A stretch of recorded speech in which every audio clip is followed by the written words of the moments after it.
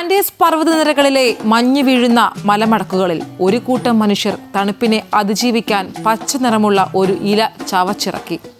അവർക്കത് ദൈവത്തിന്റെ സമ്മാനമായിരുന്നു. എന്നാൽ നൂറ്റാണ്ടുകൾക്കിപ്പുറം അതേ ഇലയിൽ നിന്ന് വേർതിരിച്ചെടുത്ത വെളുത്ത പൊടി ലോകത്തെ വിറപ്പിക്കുന്ന അധോലോക സാമ്രാജ്യങ്ങളുടെ ഇന്ധനമായി മാറി. സമുദ്രനിരപ്പിൽ നിന്ന് ഏറെ ഉയരത്തിലുള്ള ആൻഡീസ് മലനിരകളിൽ ഓക്സിജൻ കുറവായ അന്തരീക്ഷത്തിൽ പണിയെടുക്കാൻ ഇൻകാകളെ സഹായിച്ചത് ഈ ഇലകളായിരുന്നു. ചുണ്ണാമ്പും ചേർത്ത് ഈ ഇല ചവയ്ക്കുമ്പോൾ കിട്ടുന്ന ഉന്മേഷം വിശപ്പും ക്ഷീണവും അകറ്റി. ലാ ഓഹ ഡെൽ ഡയബ്ലോ കത്തോലിക്ക പുരോഹിതർ ഇതിനെ പിശാചിന്റെ ഇല എന്ന് വിളിച്ച് നിരോധിച്ചു. എന്നാൽ ഈ ഇല ചവയ്ക്കുന്ന അടിമകൾക്ക് സ്വർണ്ണഖനികളിലും വെള്ളിഖനികളിലും വിശ്രമമില്ലാതെ പണിയെടുക്കാൻ കഴിയുമെന്ന് സ്പെയിൻകാർ മനസ്സിലാക്കി. അതോടെ നിരോധനം മാറി. പകരം കൊക്ക ഇലകൾക്ക് നികുതി ഏർപ്പെടുത്തി. യൂറോപ്യന്മാർ നടത്തിയ ആദ്യത്തെ മയക്കുമരുന്ന് വാണിജ്യം അതായിരുന്നു. 1860 ആൽബർട്ട് നീമാൻ എന്ന ജർമ്മൻ രസതന്ത്രജ്ഞനാണ് കൊക്ക ഇലയിൽ നിന്ന് ആൽക്കലോയിഡ് വേർതിരിച്ചെടുത്തത്.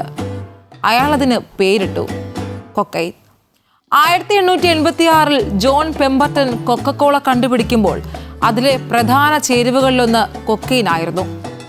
തോമസ് ആൽവ എഡിസണും വിക്ടോറിയ രാജ്ഞിയും ലിയോ 13 മാർപ്പാപ്പയും കൊക്ക ഇലകളിട്ട് വാറ്റിയ വിൻ മരിയാനി എന്ന വൈൻ കുടിച്ചു പോന്നിരുന്നു. ആഘോഷങ്ങൾ അധികകാലം നീണ്ടുനിന്നില്ല. കൊക്കൈൻ മനുഷ്യനെ അടിമയാക്കുന്ന രാക്ഷസനാണെന്ന് വൈദ്യശാസ്ത്രം വൈകാതെ തിരിച്ചറിഞ്ഞു. 1914 ഹാരിസൺ ആക്ട്, അമേരിക്കയിൽ മയക്കുമരുന്ന് നിരോധന നിയമം നിലവിൽ വന്നു. അതോടെ കൊക്കൈൻ വെളിച്ചത്തിൽ നിന്ന് ഇരുട്ടിലേക്ക് മാറി. ഫാർമസികളിൽ നിന്ന് അത് തെരുവ് ഗുണ്ടകളുടെ കൈകളിലെത്തി. പണക്കാരുടെ ലഹരിയായി അത് മാറി. ഹോളിവുഡ് പാർട്ടികളിലും വാൾസ്ട്രീറ്റിലും കൊക്കൈൻ ഒഴുകി. ഈ ആവശ്യകത കണ്ടറിഞ്ഞാണ് പാബ്ലോ എസ്കോബാറിനെ പോലുള്ളവർ രംഗത്തിറങ്ങിയത്.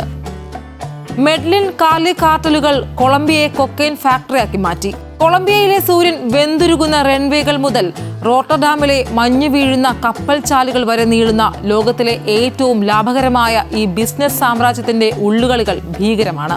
പാബ്ലോ എമിലിയോ എസ്കോബാർ ഗവിയ, ചരിത്രം കണ്ടിട്ടുള്ളതിൽ വെച്ച് ഏറ്റവും ബുദ്ധിമാനും ക്രൂരനുമായ ക്രിമിനൽ. എങ്ങനെയാണ് മെഡലിനിലെ ഒരു സാധാരണക്കാരൻ ലോകത്തിലെ 7ാമത്തെ കോടീശ്വരനായി മാറിയത്? 1970കളിൽ കൊക്കൈൻ വിപണി ഉണർന്നപ്പോൾ പാബ്ലോ അത് തിരിച്ചറിഞ്ഞു. പ്ലത്ത ഓ പ്ലോമോ, ഇതായിരുന്നു പാബ്ലോയുടെ വിജയമന്ത്രം. വെള്ളി അല്ലെങ്കിൽ വെടിയുണ്ട. പോലീസിനും ജഡ്ജിമാർക്കും രാഷ്ട്രീയക്കാർക്കും മുന്നിൽ പാബ്ലോ വെച്ചത് ഈ 2 ഓപ്ഷനുകൾ മാത്രമാണ്.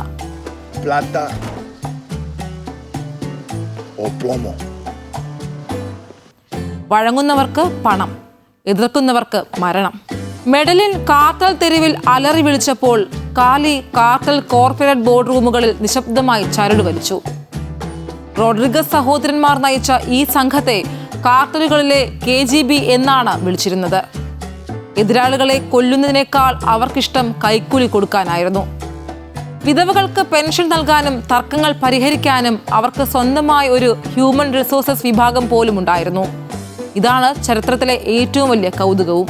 ചുരുക്കത്തിൽ, അധികാരമോഹവും പണക്കൊതിയും ചേരുമ്പോൾ മനുഷ്യൻ എത്രത്തോളം താഴാം എന്നതിൻ്റെ നേർചിത്രമാണ് ഈ ചരിത്രം.